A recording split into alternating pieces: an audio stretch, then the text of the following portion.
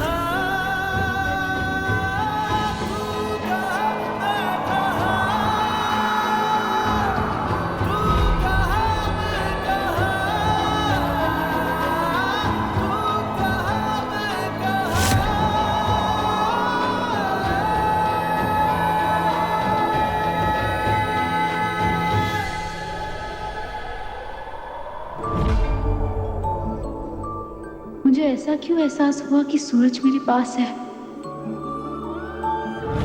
तू ना जरा सा भी मेरी तरह, ना कहीं से मैं तेरी तरह, मिलके भी दोनों हैं अजनबी। कैसी है ये दास्तां, ये दास्तां।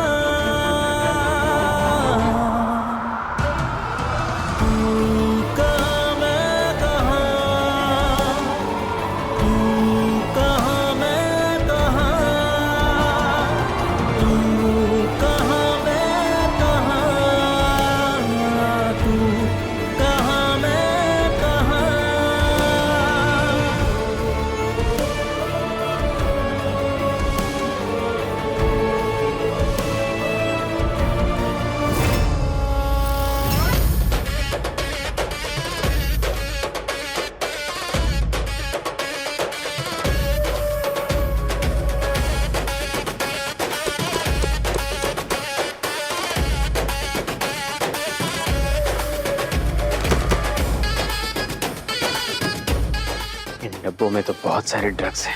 अब मैं इन्हें पकड़ूंगा और मुझे मिलेगा मेडल।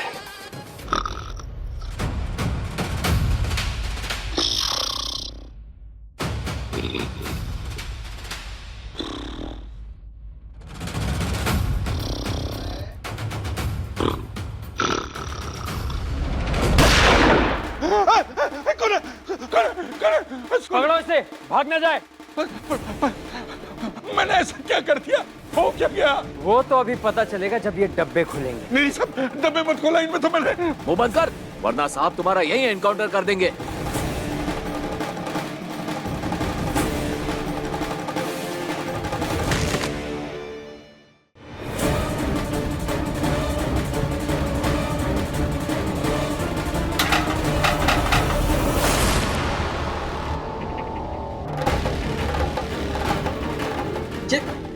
ये क्या है? शहद साहब, मैं तब से आपको यही तो बताने की कोशिश कर रहा था, पर आप लोगों ने बोलने ही नहीं दिया, तो मैं क्या करूं? शहद।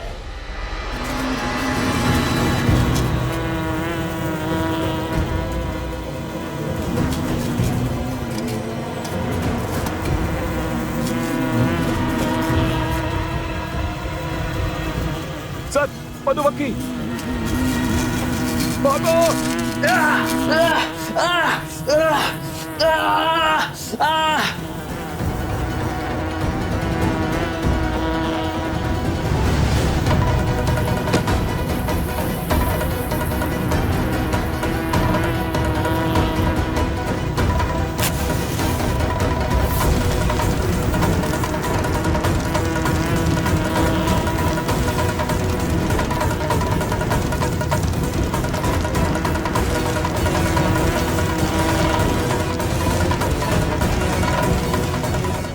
साहब, मधुमक्खियां चली गई।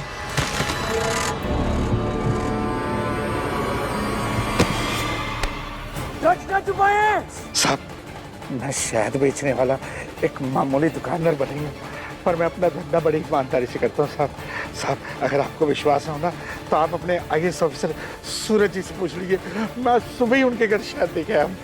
आप विश्वास कीजिए साहब।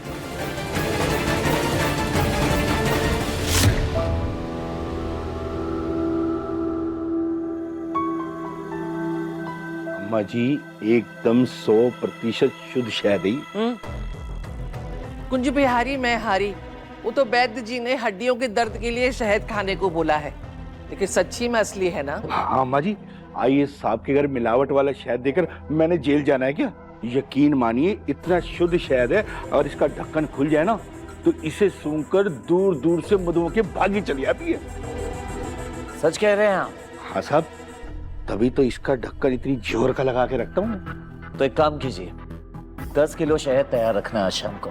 हे बाकी बिहारी, अरे 10 किलो शहद का तू क्या करेगा? वो एक दोस्त है ताइबा, बस उसे ही चाहिए। ऐसा कौन सा दोस्त है जिसे 10 किलो शहद चाहिए? है ताइबा, आप अपने गोडाउन का एड्रेस बताइए। हाँ हाँ लिखिए, D3 31/6 Bhawani campus, Narmada road, Rau, Indore.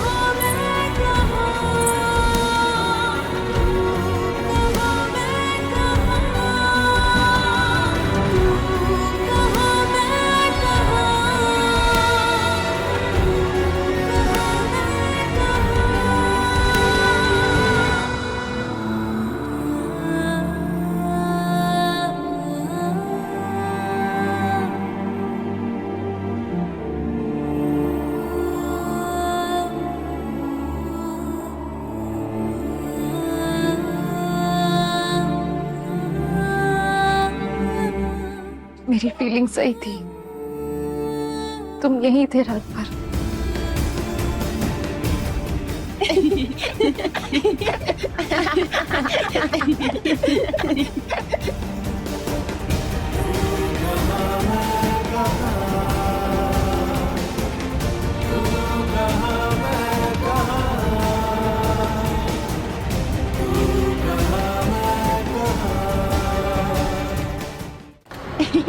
देखो कौन आया।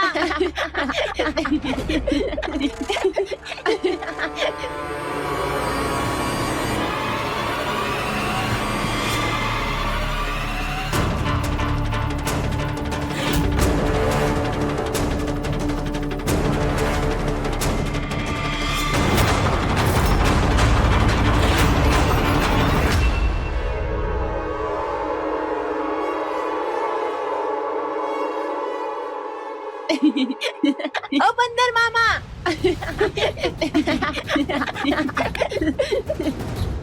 एक आवाज आई ना तो दोनों को उल्टा लटका दूंगा।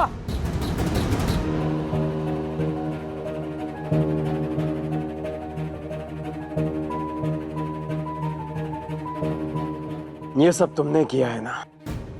IAS बन गए, पर तुम्हारी हरकतें अभी भी सड़क छाप गुंडे जैसी ही हैं। सड़क छाप तो तुम हो, जिसने इतनी गिरी हुई घटिया हरकत की है। ड्यूटी चेंज करने की सिफारिश के लिए अपनी बीवी को मेरे पास भेजा तुमने। तुम्हारे सारे काले कारनामों की फाइल्स मेरे टेबल तक पहुंच चुकी हैं। रिश्वत लेना, झूठे केसेस बनाना, लोगों को डराना धमकाना, तुम्हारी हर एक हरकत पर मेरी नजर है।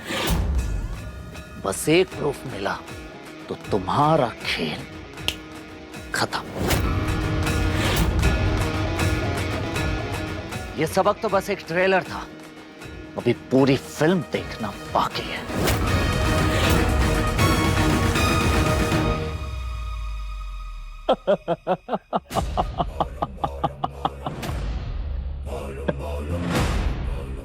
वैसे यही उम्मीद थी मेरी तुमसे।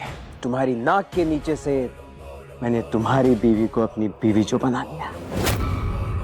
गुस्सा तो आएगा ही, पर सच तो ये है कि अब ईशा मेरी बीवी है। माना तुमने मुझे एक रात के लिए ईशा से दूर कर दिया, पर ऐसा तुम कब तक कर पाओगे? You know what? तुम्हारे घर में हमने वही कमरा चुना है जहां तुम और ईशा रहा करते थे, और अब उस कमरे में मैं और जान रहते हैं। बस!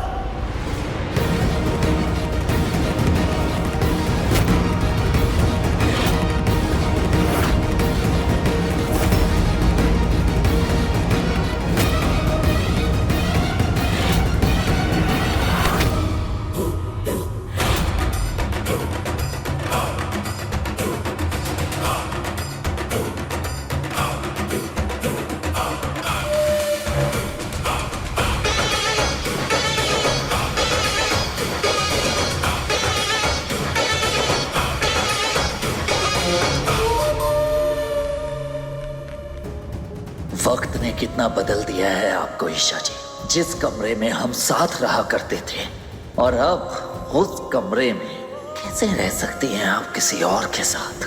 तुम ऐसा कैसे सोच सकते हो कि मैं तुम्हारा हक किसी और को दे दूंगी?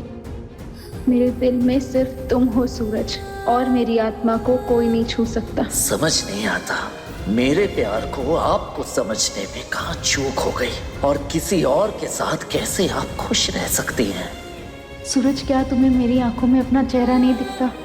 क्या मेरी धड़कनें तुम तक नहीं पहुंच रही, जो तुम्हें बता सके कि मेरे मन में बस एक ही नाम बसा है, वो है सूरज। मैं सिर्फ अपने पति ब्रह्मचारी की ईशा हूँ।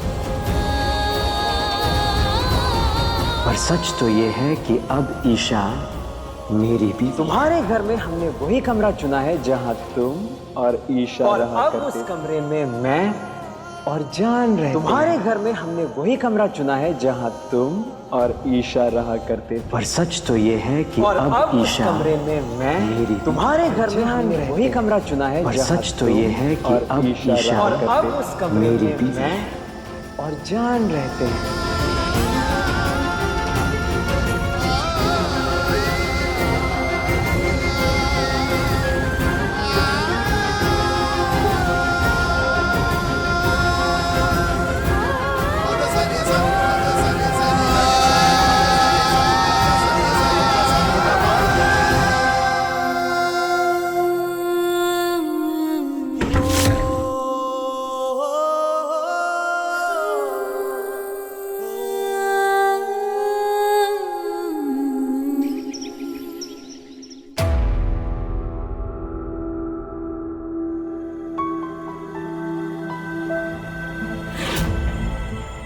आकाश, ये तुझे क्या हो गया बेटा? हाँ? जरूर किसी की बुरी नजर लग गई है तुझे। हे भगवान, कितना दर्द हो रहा होगा हमारे बच्चे को। और तू वहाँ खड़ी खड़ी क्या कर रही है? जल्दी से हल्दी चंदन का लेप लेके आ। कहते हैं बहू घर की लक्ष्मी होती है, लेकिन जिस दिन से इसके पांव हमारे घर में पड़े हैं, कोई ना कोई मुसीबत गले पड़ी ही रहती है।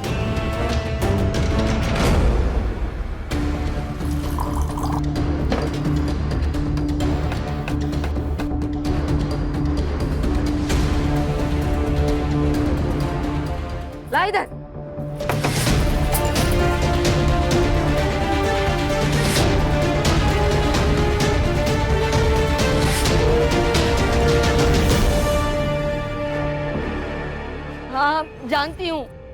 जान छिड़कता है तू इस पर।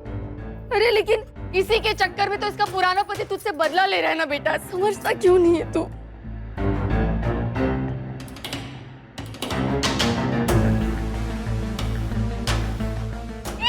ये क्या कर रहा है तू बेटा? दर्द होगा तुझे, प्लीज ऐसा मत कर।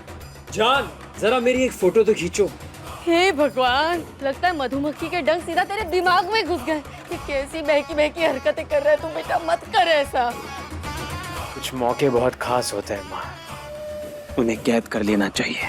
सुना नहीं जान, मेरी फोटो खींचो जल्दी। ये तस्वीर इसलिए है ताकि सूरज के दिए हुए हर एक जख्म को मैं संभाल के रख सकूं। पर बदला तो लेना पड़ेगा ना। ऐसी कमजोर नस पकड़ूंगा उसकी कि आगे जाके किसी को अपना मुंह नहीं दिखा पाएगा। अच्छा होगा अपना इरादा बदल दो आकाश, क्योंकि सूरज को कुछ भी हुआ तो ईशा हर ताला हर जंजीर तोड़ के तुम्हारे सामने खड़ी हो जाएगी। और अगर मेरा मुंह खुल गया तो ना तुम बच पाओगे ना गुलाब सिंह।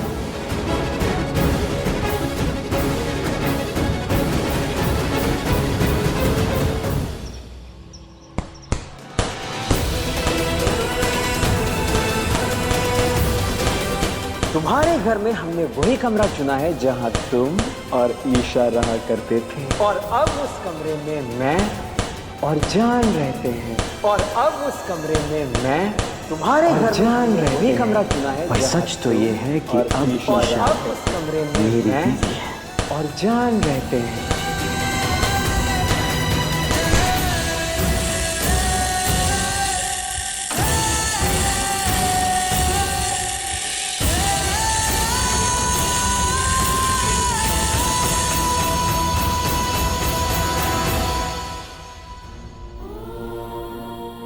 जितना दर्द तुम्हें हो रहा है ना सूरज, उससे कहीं गुना ज्यादा दर्द मुझे हो रहा है। प्लीज सूरज, अपनी ईशा को समझना कि आकाश जैसे इंसान के साथ रहना मेरे लिए कितना मुश्किल है। काश मैं तुम्हें बता पाती सूरज कि ईशा सिर्फ और सिर्फ तुम्हारे लिए बनी है। तुम्हारे अलावा ना मुझे कोई कभी छू सकता है और ना ही किसी ने छुआ है। आकाश के साथ मेरी शादी सिर्फ नाम की शादी है, सचमुच की नहीं।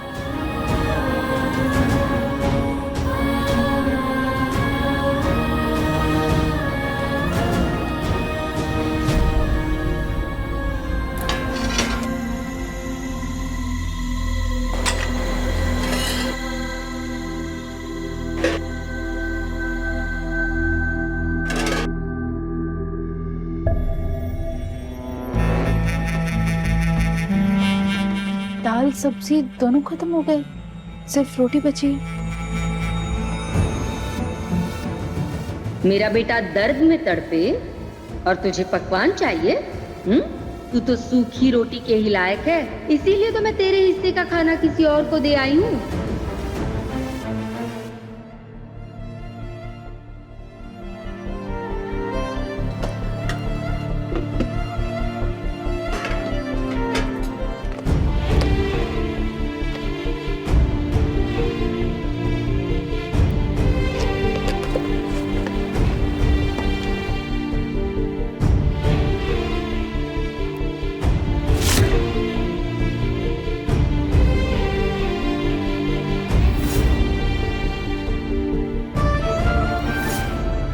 जिस जगह पर तुम्हारे होने का एहसास हो, वो जगह मेरे लिए जन्नत से कम नहीं।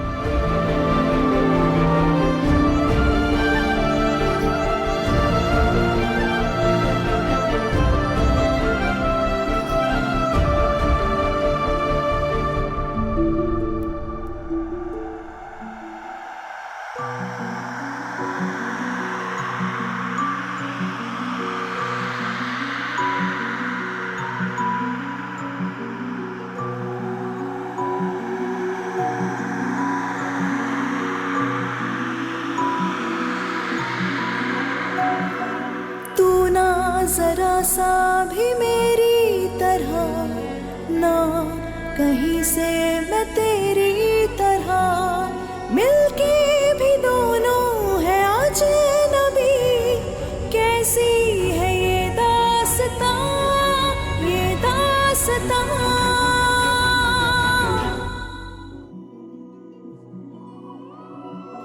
अजब है कहानी, गजब है फसाना, है रिश्ता ये कैसा किसी ने न जाना। अलग है मिजाज एक दूजे से बिल्कुल, पर चल रहा कारवां, ये कारवां।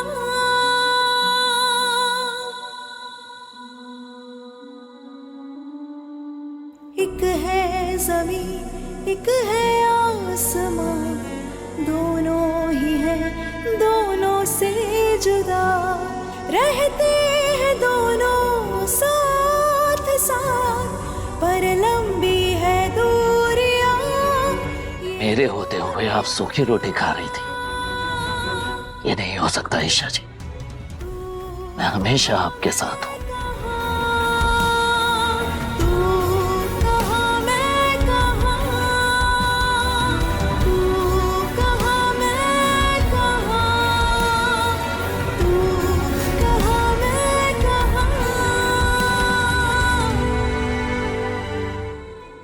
जानती हो सूरज, तुम IAS बन के वापस आ गए हो। अब मुझे किसी बात का डर नहीं है। क्या हुआ पापा? ऐसा है बेटा कि काव्या और आरव की शादी की सालगिरह आ रही है और मैं चाहता हूँ कि इस बार उन्हें घर बुलाया जाए। काव्या को देखे बहुत समय हो गया, इसी बहाने सब एक दूसरे से मिल लेंगे। क्या राय है आप सबकी? हाँ चाचा जी, आप ना जल्दी जल्दी काव्या को बुला लीजिए। हे कुंज बिहारी मैं हारी, सच्ची आपने तो ये बहुत अच्छा सुझाव दिया देवर जी। कहते हैं ना कि अगर समय अच्छा चल रहा हो तो यादें भी अच्छी बना लेनी चाहिए। जोर शोर से स्वागत करेंगे हम अपनी बेटी और अपने दामाद का। क्या बात है चाचा जी, क्या बात है। वो बाजार के पीछे झील तलैया वाला पार्क है ना, वहाँ पे सब लोग पिकनिक करेंगे और उसके बाद बड़े से होटल में खाना खाने जाएंगे। एकदम मस्त आइडिया है ना चाचा जी, है ना? Control baby control. एक अच्छा सा गेट टुगेदर प्लान करते हैं और पार्टी की तैयारी करते हैं। और अगर किसी चीज की जरूरत हो तो मुझे बताना। प्रिया, मोनिका भाभी।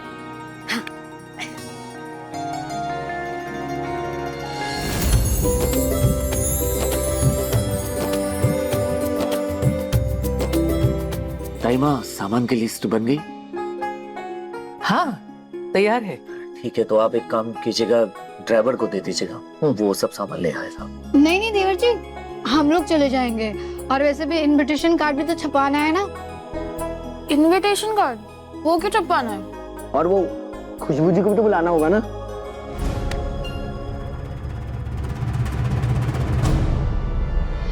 बाबू समझ नहीं रहे हो, देवर जी को खुशबू जी को बुलाना अच्छा नहीं लग रहा है। खुशबू जी आएंगी और आरव की बहन, मेरा मतलब है छोई मुई जी भी तो आएंगी ना उनके साथ में।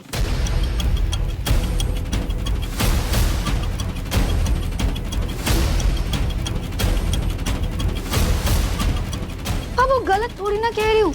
खुशबू जी को बुलाएंगे और छुई मुई जी को नहीं बुलाएंगे तो अच्छा थोड़ी ना लगेगा। भाभी, आप क्या घर में हंगामा चाहती हो? नहीं, मैं तो बस ये।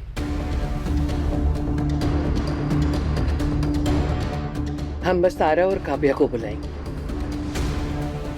मोनिका भाभी सही कह रही हैं ताइमा। ईशा जी उस परिवार का हिस्सा है और काव्या इस परिवार का हिस्सा है। बेहतर यही होगा कि आप आरव को फोन लगाकर ये पूछ लीजिए कि क्या सही होगा।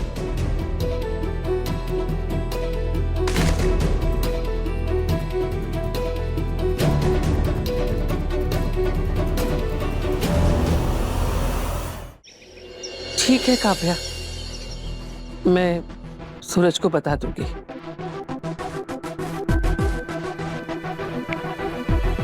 सूरज बेटा, मैं बाद में कॉल करता हूँ। जी ताइमा। वो आरव दामाद जी का कहना है कि ये शादी की सालगिरह उनकी और काव्या की है, तो सारे परिवार का साथ होना जरूरी है। अगर हम ईशा को बुलाएंगे तभी वो काव्या को लेके यहाँ आएंगे। अरे अरे, ये कैसी शर्त रखी है आरव ने? हाँ, वो जानता नहीं है क्या कि उसकी बहन ने कितना गलत किया सूरज भैया के साथ? भाभी, एक वक्त ऐसा था जब ईशा के बगैर इस घर की खुशियां पूरी नहीं होती थी, और आज वक्त ऐसा है ईशा इस घर की खुशियों में शामिल न हो, ये मैं चाहता हूं।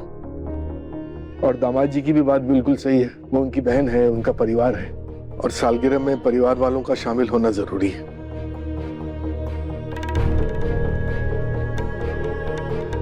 लेकिन देवा जी, ये तो सोचिए, अगर हमने ईशा को यहाँ बुलाया तो हम में से कोई खुश होगा क्या? मायूसी फैलेगी। और सूरज,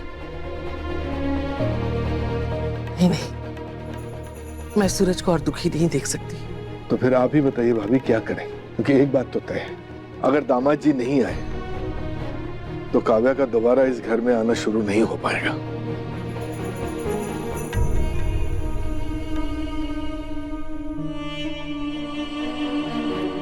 बुला लीजिए आरव की बहन को,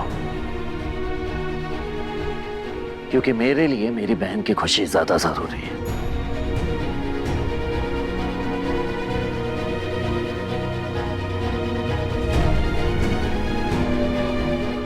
माँ, मैं भी आपके साथ चलूंगी ईशा मैडम के घर पे।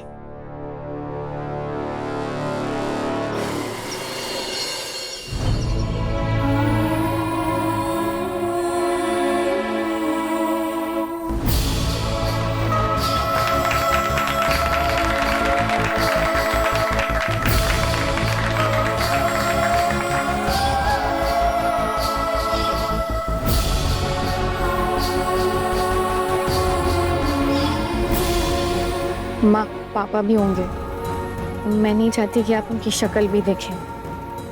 आप प्लीज यहाँ पर रुक जाओ, मैं इनविटेशन देके आती हूँ ईशा मैडम को।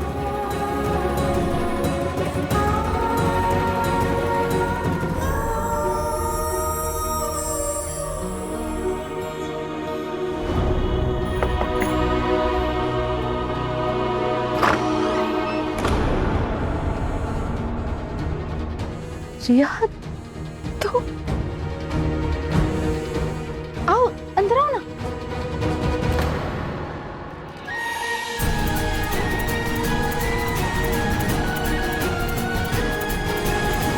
मैं बस आपको इनवाइट करने आई थी।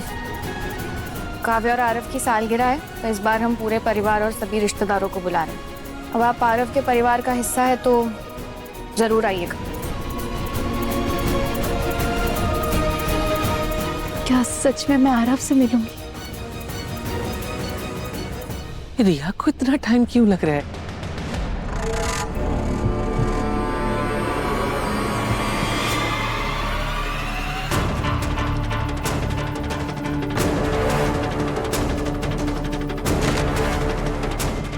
ओहो, देखो तो कौन आया है मोहल्ले में।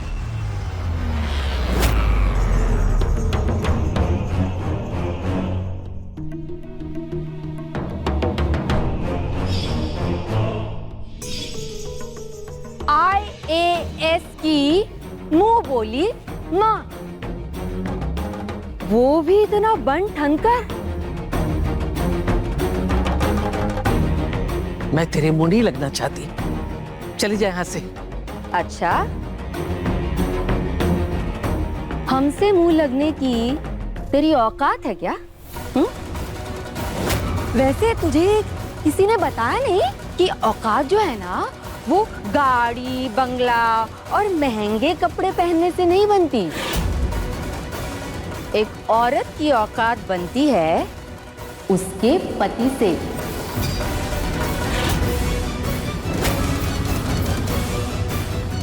पर अफसोस, तू तो एक छोड़ी हुई औरत है ना?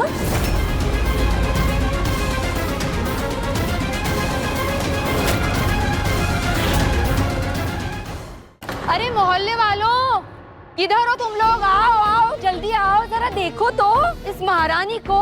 एक छोड़ी हुई औरत अभी भी ना जाने किसके नाम का सिंदूर और मंगलसूत्र पहन के घूम रही है।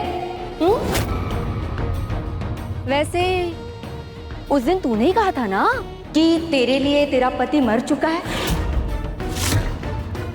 हाय हाय, तो किसकी सुहागन बन के घूम रही है, हैं?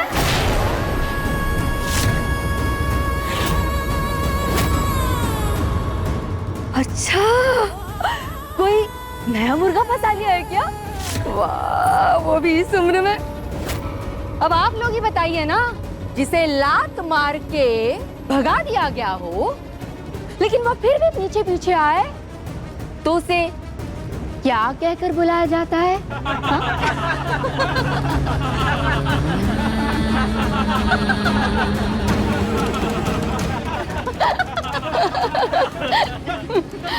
अब आप लोग ही बताइए, जब एक सुहागन के सामने अगर कोई दूसरी औरत उसी के पति के नाम का सिंदूर लगा के आ जाए तो उस सुहागन को क्या करना चाहिए? बताइए ना आप लोग। हम बताते हैं।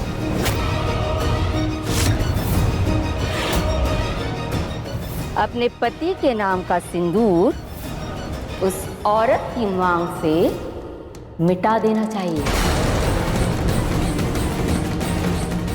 है ना?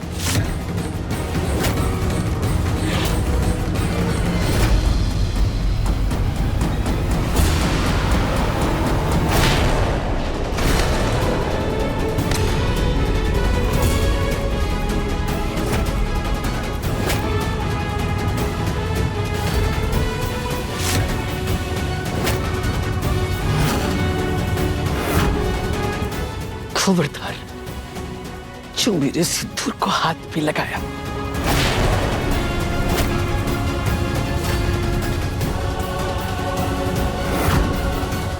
तेरी इतनी हिम्मत! तू चिंता मत कर, हम अपने हाथ गंदे नहीं करेंगे। तू रुक।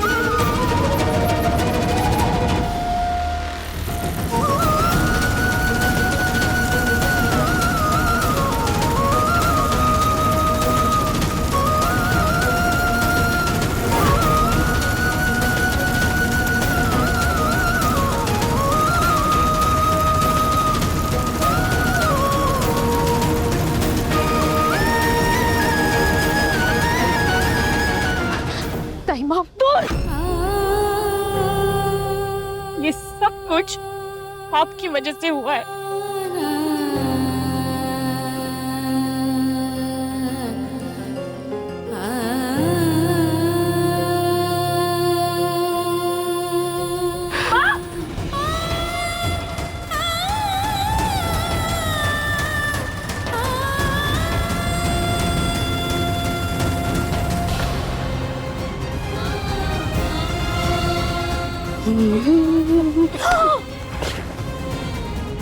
मम्मी जी, मम्मी जी।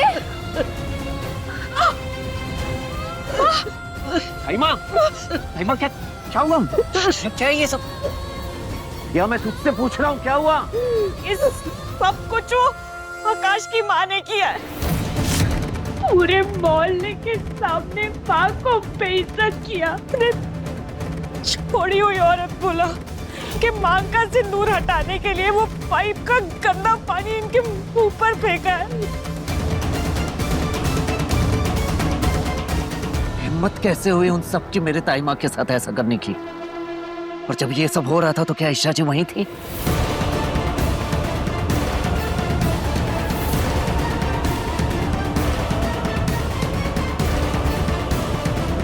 बस बस बहुत हुआ। अब मैं किसी को माफ नहीं करूंगा। माँ, मोनिका, जल्दी जा, साफ पानी और टॉवल लेकर आ। माँ।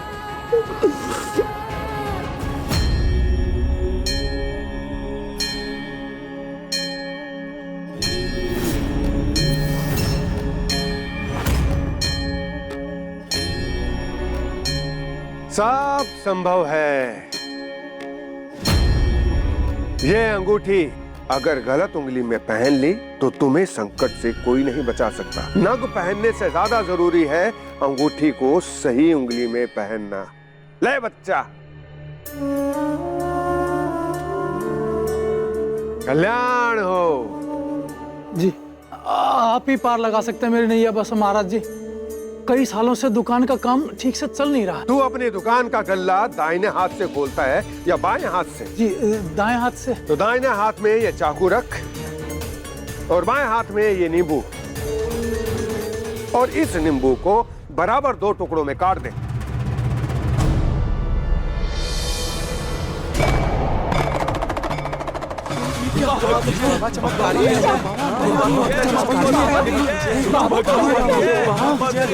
काला जादू तेरी दुकान को काले जादू से बांध रखा है। जाकर भी तुझे बरकत नहीं होगी। क्या हो रहा है ये सब? नकली पत्थर बेच के 420 कर रहा है। मैं तो यहाँ जन कल्याण के लिए बैठा। जन कल्याण या ठगी?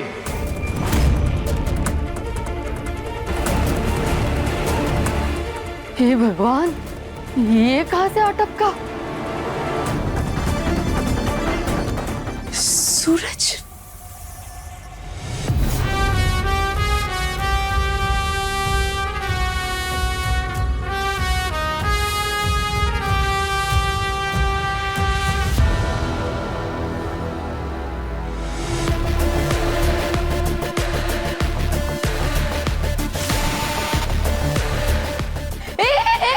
जान लेने आए क्या इनकी? कोई रोको इसे।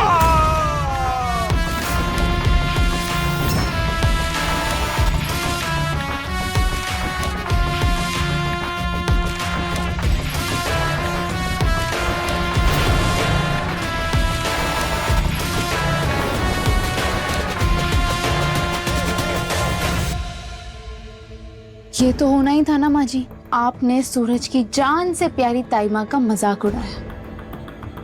अब सूरज आप सबको खून के आंसू रुलाएगा। सूरज सब कुछ सह सकता है, पर अपनी ताई माँ के आंखों में आंसू नहीं।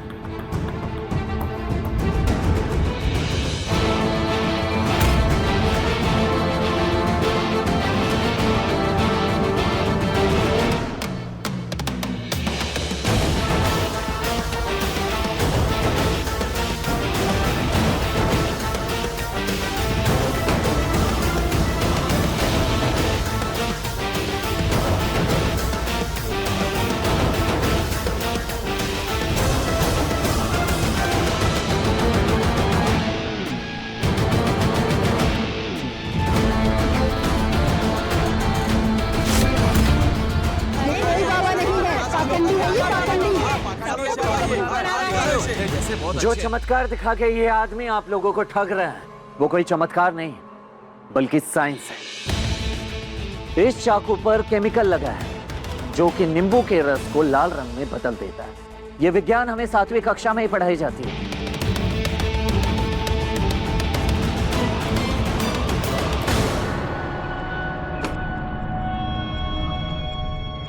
किसके हैं ये पैसे? अपने पैसे अपने पास रखिए और अगली बार किसी ढोंगी बाबा पर भरोसा करने से अच्छा होगा कि अपनी मेहनत पर भरोसा करें, क्योंकि जो खुद की मदद करता है भगवान भी उसी की मदद करता है। I am proud of you Suraj. तू ना जरा सा भी मेरी तरह, ना कहीं से मैं तेरी तरह, मिलके भी दोनों है अजनबी। कैसी है ये दास्तां, ये दास्तां। बेटा सूरज, देखो तुम्हें मैंने अपनी गोद में खिलाया है। देखो इतने सारे लोगों के सामने कुछ तो लिहाज करो मेरा।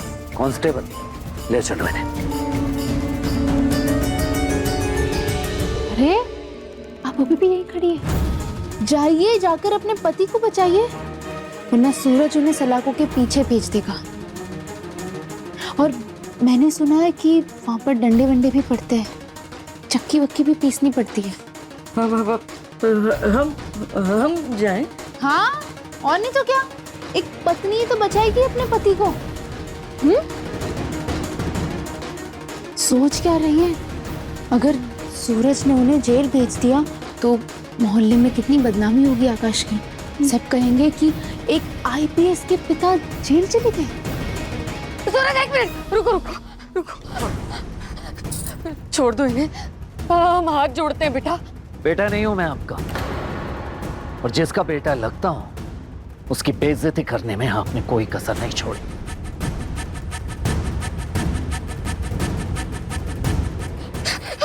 हमसे बहुत बड़ी गलती हो गई, हमें माफ कर दो बेटा।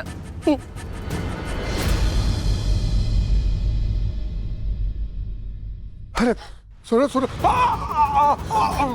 मेरा दिल में दर्द हो रहा है, हिल ही नहीं सकता मैं तो। नौटंकी बंद कीजिए और चुपचाप सीधे खड़े हो जाइए, वरना इसी मोहल्ले से घसीटते हुए ले जाऊंगा।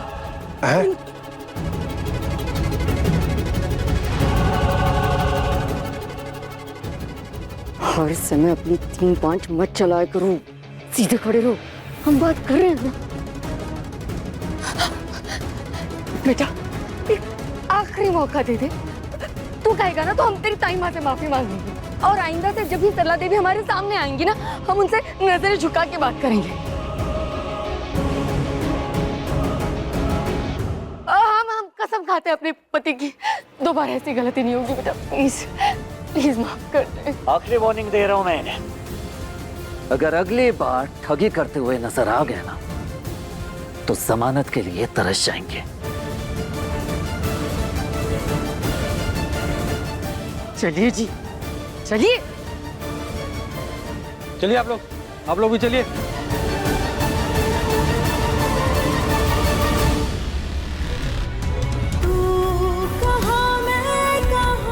आपने फिर साबित कर दिया कि आप मेरी ईशा जी नहीं हैं, आप असल में सिर्फ गुलाब सिंह की पत्थर दिल बेटी हैं। तुम्हारी ईशा पत्थर दिल नहीं है, बेबस है, और ये बात मैं तुम्हें बता तक नहीं सकती।